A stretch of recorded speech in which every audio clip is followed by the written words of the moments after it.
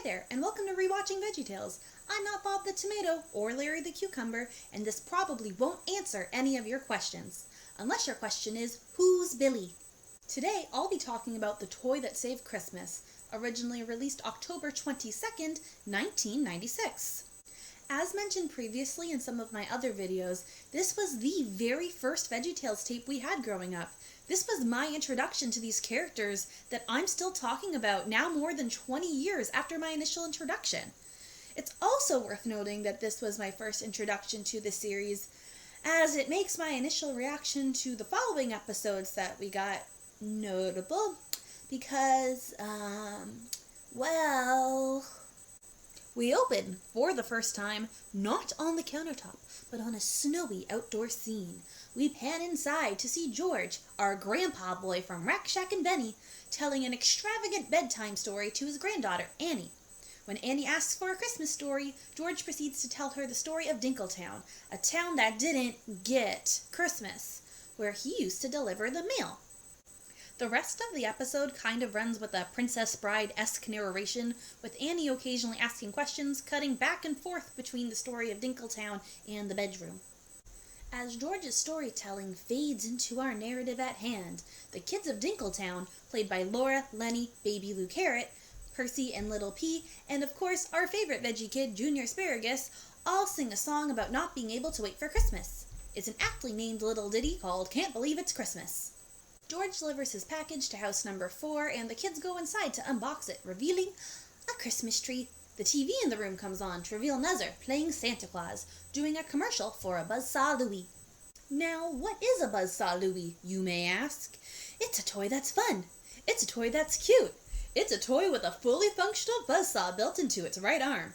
And when you press his nose, he tells you the true meaning of Christmas, such as, Billy has more toys than you, and Christmas is when you get stuff.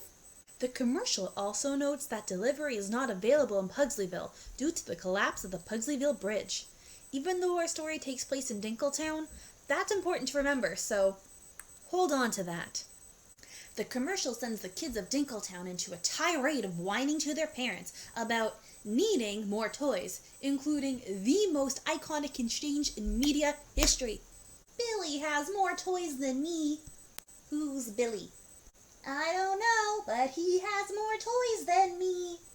Meanwhile, Wally P. Nezzer is watching all of the kids whining, happy that his plan is working. You see, he wants the kids to whine for more toys, because he runs the toy factory.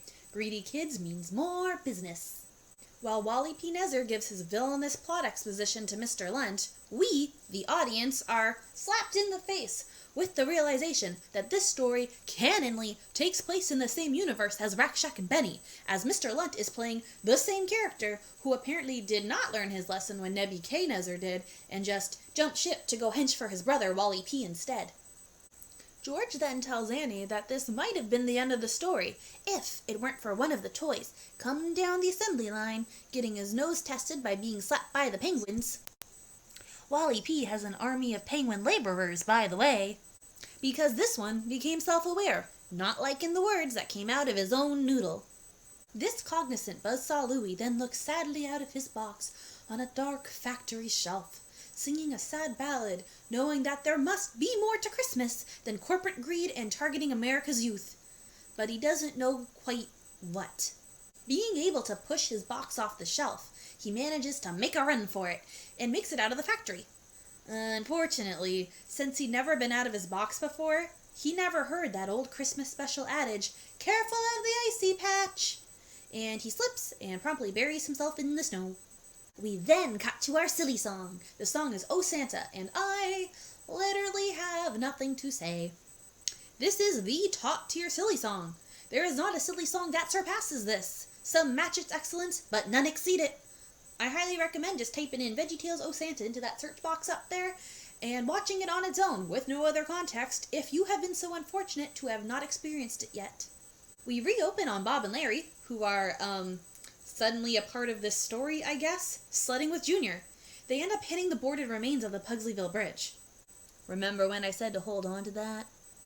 Unfortunately, Bob didn't bail out on time, landing him upside down in the snow, uttering the most iconic line of probably the whole series. Mousetrap. I wanted to play Mousetrap. You roll your dice, you move your mice.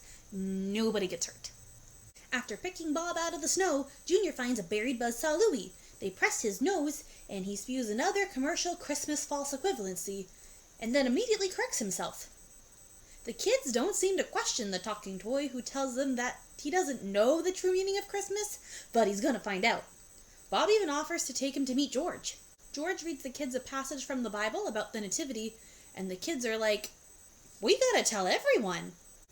But how will they tell everyone? Nezer's commercial has spread far and wide.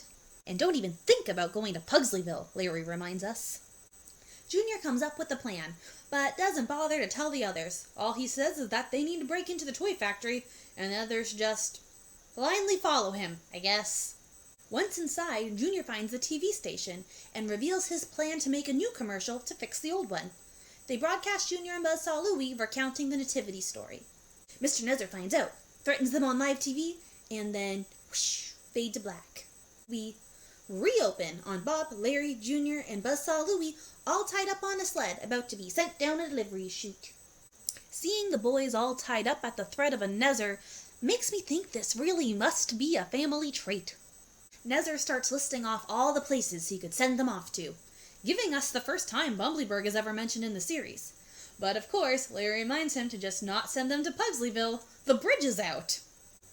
And just like his brother Nebby K before him, Wally P has no qualms killing innocent children. However, just as he's about to send them to their deaths, the other families of Dinkletown come barging in. When Mr. Nezer asks what they plan on doing, he's shocked to see that the town gave him a Christmas gift.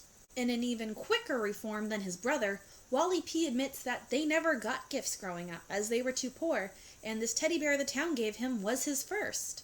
Things seem to be tying up nicely when Mr. Nezer accidentally bumps the button and sends the boys to a deathly demise. But since he has that genetic Nezer immediate villain reform gene, he hops on another sled and chases them down. The penguins follow suit on their cute little saucers. As the boys whip down the mountain, the buzzsaw finally becomes relevant to the plot.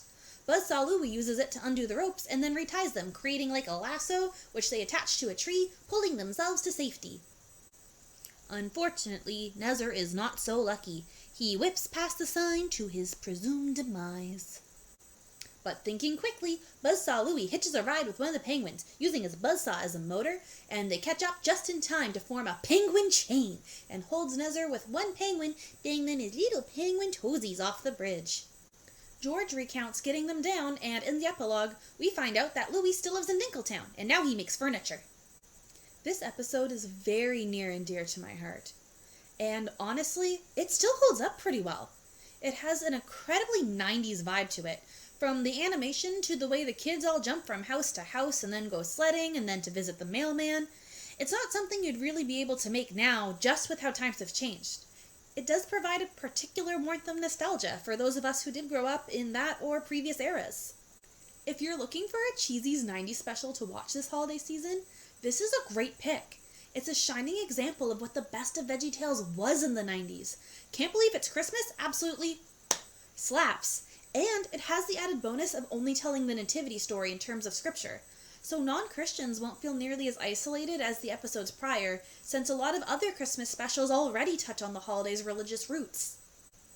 And that's all the time we have for today, kids. I hope you enjoyed this taste of Christmas in May. I'm hoping to get the next episode, which will be more of like a mini-sode, out sometime this weekend, and we can get a mid-May taste of Boston in the fall. Or the lack thereof.